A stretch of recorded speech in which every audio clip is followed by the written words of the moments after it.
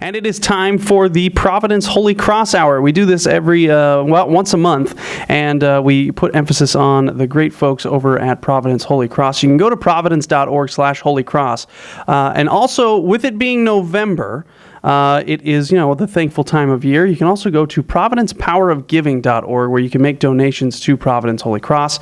And we actually have some very special guests in studio. We have Jerry and Janet Puchlik, and I said that right. Yeah. Okay, I said that correctly, and all things are wonderful here, and so we are. We want to talk about maybe your guys' background. You guys are you're the chair of the Providence Holy Cross Board of Governors, and then you're also and Janet is the chair of the Providence Valley Annual Giving Committee, right? Yes. Yeah. That is correct. Okay. And so, this is a fantastic event we have here, a fantastic thing we have here in the Santa Clarita Valley. And thank you guys for coming in. I really do appreciate it. Oh, we appreciate it. Yeah, thank you. And so, we have. I wanted to talk to you guys a little bit. Maybe what is your guys' background? Where did you guys get started? Did you guys grow up in Southern California? We're going way in the way back machine? Well, I don't know if I'll speak for Janet, but both of us are native Californians. I grew up in Los Angeles and went to my high school was John Marshall High, and I don't know if anybody knows, Lance Ito was our class president, if that makes any difference in the work. But no, and I'm a native of LA and enjoy it, and I've seen LA grow from the time of coming up to Frazier Park up here in the north end of the valley, north end up in the mountains, taking the old San Fernando Road and going across and seeing all the old hotels and pancake houses. So I've seen the valley change quite a bit, and Santa Clarita was nothing more than a couple of gas stations, during that period. Maybe a park or two? Yeah, throw maybe. a park or two? Yeah. And then Janet, where are you? from? I'm a native Californian. I was born and raised in Burbank. Okay, so here's the thing: not many native Californians these days. Yeah. Yeah. My dad was born and raised in Burbank as well, but it's always funny when you meet native Californians. It's like a small group of people. They're like, hey man, we've been here for the long haul. But you grew up in Burbank. Yeah, I grew up in Burbank, and then I went to Cal State Northridge. Okay. Graduated from Cal State Northridge. I also was involved actually with St. Joseph in Burbank as a Josette when I was in high school, and I've also been involved with La Providencia Guild in Burbank. So I've stayed in Burbank. Continue after I graduated from school. Still was very active in Burbank until we came to Granada Hills. Yeah. Okay. And so, did you go to Burbank High School? I went to Burles. Oh, okay. My dad went to Burbank. Yeah. Can you leave? Is that okay? No, I'm kidding. Just kidding. Okay. So, what is your guys' professional background? So, you guys been in the hospital game for a long time? What's your professional my background is I'm an architect, Okay. and the firm that I associated myself with just out of college, has extensive background dating back to 1906, mostly all institutional work, and in the 70s, they were starting to do more and more hospitals, and so I became a partner in 1980, and from there, we continued to grow in the hospital arena. During this period, I was invited to be part of Dick Majian's task force to looking at how can we revamp the building codes here in California, and so what came out of that was the Office of Statewide Health Planning, and I was started involvement with them, and from that our firm has continued to grow. We're located in Pasadena. We got 35 people, and we work all up and down the California state, and also up in Oregon and Washington, Arizona, Texas. So anything healthcare related, we're involved with, everything from clinics, medical office buildings, all the way up to acute care hospitals. And professionally, what's your background, Jan? Well, basically, after I graduated college, I went to work as a loan escrow officer at a savings and loan, and then from there I went into computer sales to banks and savings and loans, and got into some financial accounting, and then in 1986 I joined Jerry in the firm, and now I'm the chief financial officer. And since 1986, I've been doing the finances for. I needed a banker. So. Okay. So, what got you guys involved with Providence Holy Cross? Well, two things that drove it. Initially, what happened in the Northridge earthquake in '94, living up in Granada Hills. When the earthquake hit, Janet had the opportunity to leave the bed and get underneath the doorway. I was in a very deep sleep and ended up having an arm wall come flying across the bedroom, which threw me down on top of the bed and gave me a pretty big gash in up my forehead. So when everybody collected their thoughts, and we live on a street that it's a cul-de-sac, so we have the tendency to, whenever there's an issue there in the community, that they seem to congregate in front of our house. So everybody noticed that I had blood coming down the side of my forehead. So, and being a healthcare architect, I knew there was going to be quite a bit of damage out there. So we kind of chose that we better get going down to the ER department. And it was just right after, I think, Granada Hills Hospital closed, didn't it? Or just they were still involved. But anyway, we ended up going to Holy Cross is what it was. But as we were going down Balboa, it was an interesting adventure because those that were here in '94, there was the photographs of the middle of Balboa with the big gas flame that was shooting up in the middle of it. We so happened to be the car that came up close to it, and we turned away smelling all the natural gas, and it was the guy in the little pickup truck behind us that set that fire off. And so we were in the middle of the big explosion that occurred. But we worked our way over to Holy Cross, and as we drove in front of the ER department, we saw that the ER doors were blown out, and they were laying on the floor.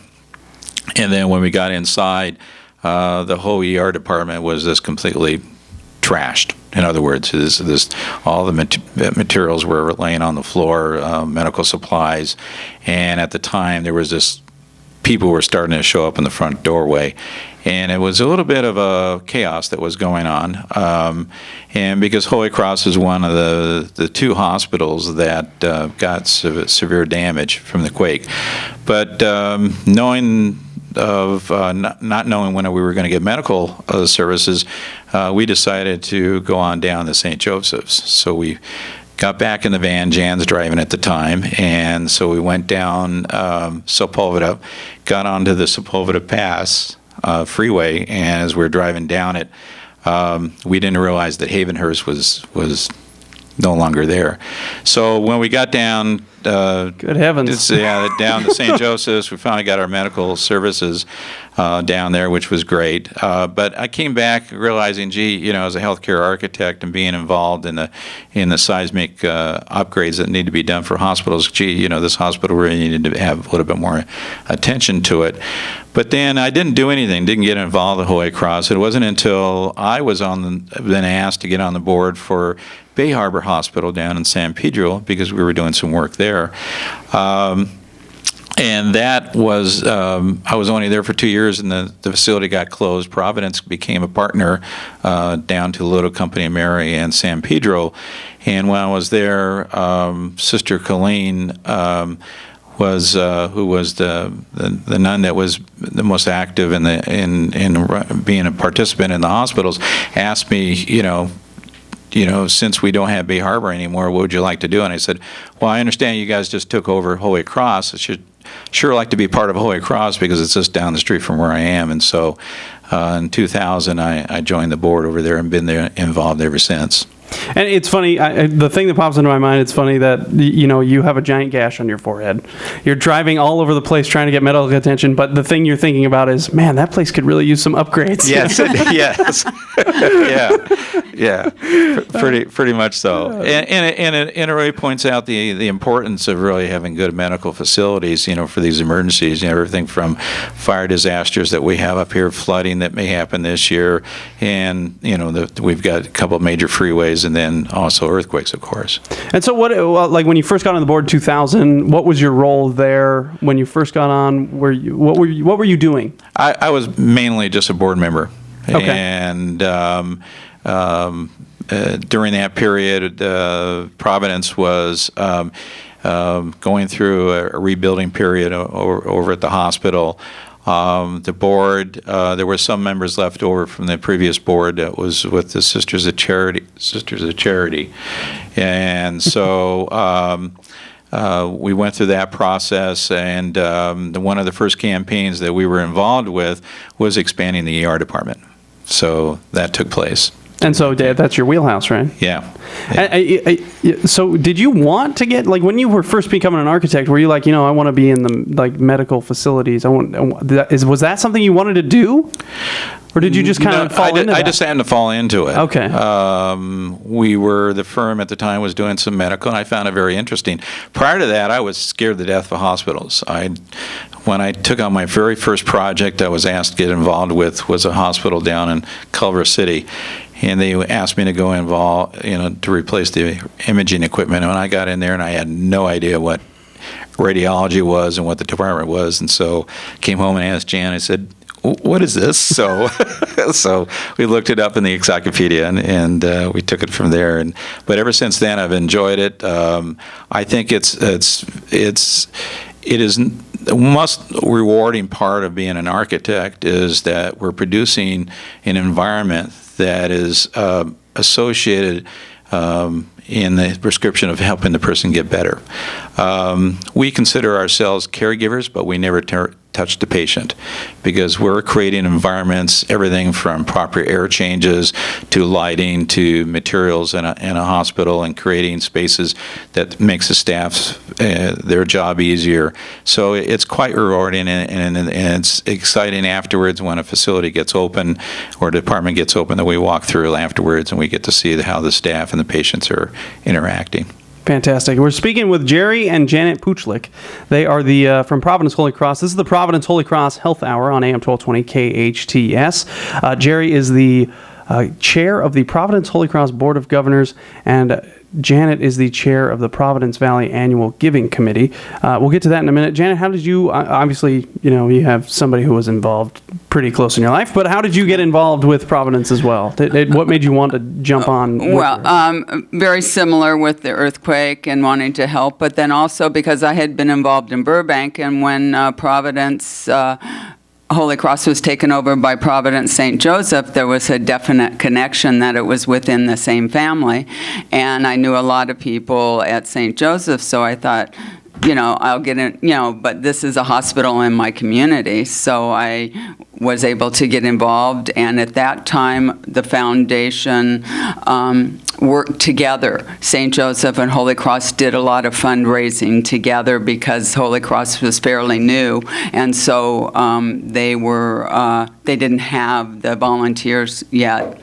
So I first got started with a fundraiser to get the digital mammograms in 2000, and the luncheon was in 2001. And then in 2002, 2003, I co-chaired the gala, which was Festival of Trees, which lasted 2 years. And then in 2003 and 2004, I chaired the gala for joint Holy Cross and St. Joseph. And then from there, I kind of went more to Holy Cross, and it's just been the last 3 years that I've been on the Valley Foundation Annual Giving Committee, and I've been chairing it for 2 years. And basically, the committee is for the San Fernando and Santa Clarita valleys, and it's all three hospitals. It is Tarzana, Holy Cross, and St. Joseph. Awesome stuff. And so, as a board member, what do you guys do? Do you guys just meet once a month, or I know it's more than that, but what do you guys do as board members for Providence Holy Cross? Well, we have our number one task that we as board members do is that look at opportunities of how can we raise funds and monies for the hospital. In today's environment, it's becoming more and more critical. Everybody is very much aware of the whole changes in the healthcare industry. It's the reshuffling of funds, and hospitals are now relying more and more on the philanthropy to help raise monies for capital improvements at the facilities, and also other programs. And so we as board members, that's our main task, is to go out and see how we can go about doing it. And we do it through a number of ways. One is through our relationships within the community, people that we know that have had an impact of being over at Holy Cross and looking at them to ask for contributions. We also have folks on staff that look for grant writing and going outside of our communities and going to the larger corporations. But primarily, our task is to look within our community for support. Awesome. Awesome stuff. We're going to take a quick break. We're speaking with Jerry and Janet Puchlik on AM 1220 KHTS. This is the Providence Holy Cross Hour on AM 1220 KHTS. You can find out more, by the way. You can go to providence.org/holycross to learn about the hospital itself. But then you can also go to providencepowerofgiving.org. You know, it's that time of the year. That's why we wanted to have in Jerry and Janet, and we do appreciate you guys for all that you do, and we're going to talk more about Providence Power of Giving .org if you want to donate to Providence Holy Cross. Quick break, more after this. AM 1220 KHTS.